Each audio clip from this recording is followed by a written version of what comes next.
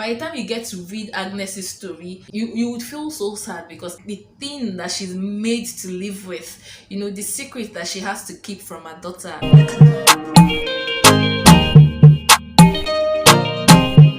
Hello guys, and welcome back to my YouTube channel. My name is Uche, and if this is your first time on this channel and you're not subscribed yet, please click on the subscribe button down below so you get notified whenever I post a new video. And if you're a returning viewer, thank you for tuning in again. I hope you're having a swell time on my channel, and I also hope you're reading too. So guys, in this video I'll be reviewing the book The Memory of Love by Aminatta Forna. So this book is set in Sierra Leone and it was published in 2010, and it is set in Sierra Leone. So the time period it's set in is during the civil war in Sierra Leone and after the civil war too.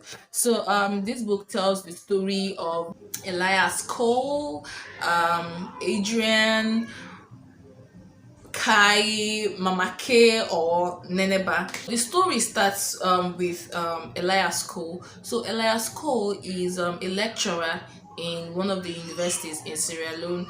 So he teaches history, and there's this woman he meets. Her name is Safia, but it turns out that Safia is a married woman already, and she's the wife to one of the lecturers in the university, Julius. So he begins to get close to this family, begins to get close to Julius, all because of Safia. So he just loves Safia so much, and this love that he had for, or this love or obsession that he had for Safia, even affected his own personal relationship with his girlfriend. And he was just all around Safia. And Safia's husband Julius, in his own part, is seen as this troublesome lecturer because of his anti-government publication. Eventually, Julius was arrested by the police, and by association, Elias Cole was arrested too. So eventually, Julius died while in captivity, and Safia was just pain. She was just going all through these emotions, this sadness, and Elias got released, and because they were close already, Elias proposed to her and she agreed to marry him. By then he had been promoted in the university, so he was living a very comfortable life. But now this is just the flashback, because now Elias Cole is telling a story to a white clinical psychologist, Adrian. So Elias Cole is already old now and is very, very ill, almost dying. So it just felt like it was his confession. He was just telling his life story to Adrian. So it just felt like he was telling this story to Adrian, just to absolve himself of the part he had to play in Julius' death and even the death of other students in the university. So Adrian, being a foreigner in a black country, fell in love with this lady Mama K. So Mama K is Elias Cole's daughter. So Elias Cole is estranged from his daughter, and that's because his daughter, that's Mama K, feels that her father betrayed her. So some students were killed, and it was based on information that he got from his daughter that he provided to the police.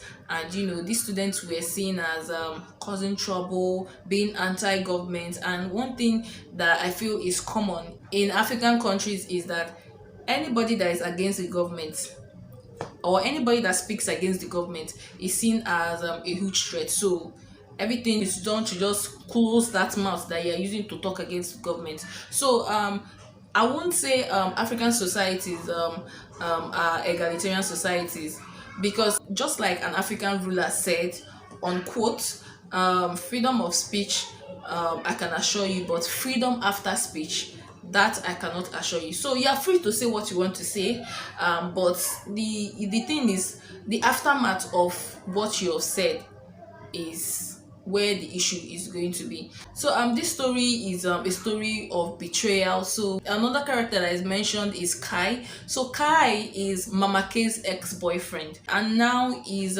friends with Adrian. So both men do not know that they have this connection to Mama K. So I'll just explain it. Adrian doesn't know that Mama K's ex-boyfriend is Kai. Kai doesn't know that Adrian is having a relationship with Mama K. Mama K doesn't even know that Adrian and Kai, they have this friendship between them, or they even live in the same house. So Kai suffers from nightmares and is facing trauma just because of his experiences during the Civil War.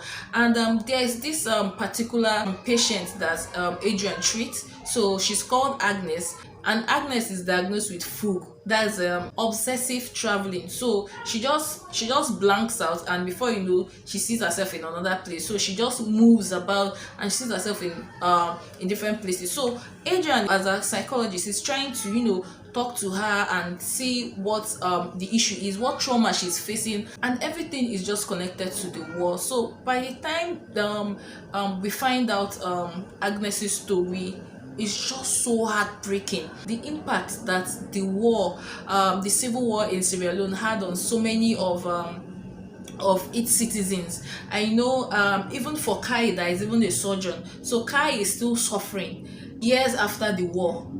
So lots of lives are lost, and then we see so much of Elias Cole's betrayal, because the fact that Elias Cole is the one telling the story is not this protagonist who is without sin. Because most times when you're reading a story that is told by the protagonist, or when you're reading a story that is told by one particular character, you're thinking, okay, this person is without guile. But in this story, Elias Cole has so much part to play when it comes to betrayal. He betrayed Julius, and in as much as he wouldn't say himself, he wouldn't acknowledge the fact that he had a part to play in whatever happens to Julius. But Adrian was able to just point it out, even though Eliasco wouldn't acknowledge it. This book just tells us more about Adrian and his work as a clinical psychologist. It just tells us more about Kai and his work as a surgeon in the hospital. So if you're someone that doesn't know anything about clinical psychology, I feel this book educates in that aspect. So there are lots of things that I see there that I do not ordinarily know, but the fact that I've read the book, I'm more enlightened. And apart from that, the title of this book is The Memory of Love, of course, but there's also a love story there, the love story between Kai and Mama K while they were still students in school, and also the present Adrian and Mama K. They're in this interracial relationship, and it's just a wonderful read. But let me tell you something.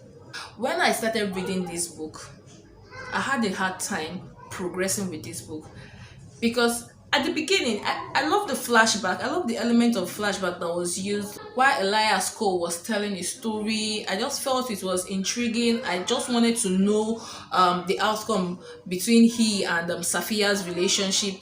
But the thing is, it dragged at the very beginning. It dragged for me, and that was probably because I wasn't more informed. I almost ditched the book, but I didn't want to just leave the book and not see it to the end, but I felt the book was not interesting enough.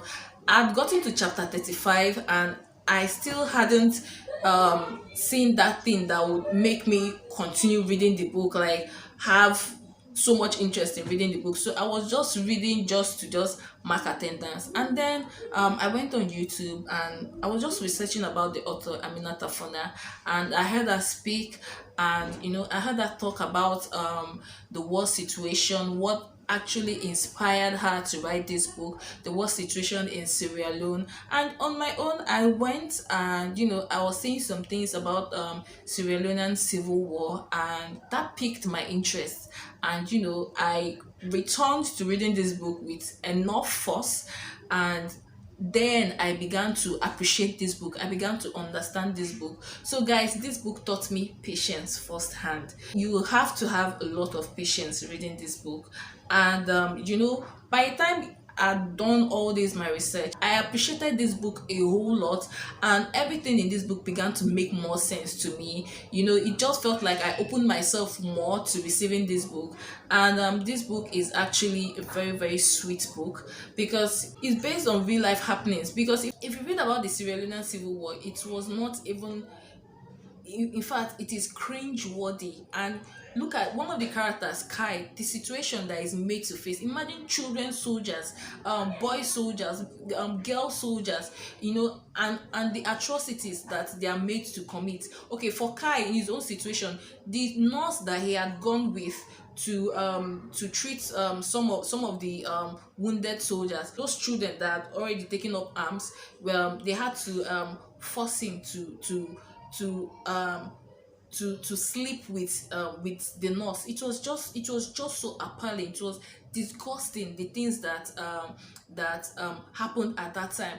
And the way it is, Aminatta Forna didn't even, in fact, I feel that she left a lot to her own imagination. She just put a little in this her book. And so when you're thinking about the magnitude of the crisis or of the war in Sierra Leone, it just leaves you thinking. It just leaves you wondering what went wrong.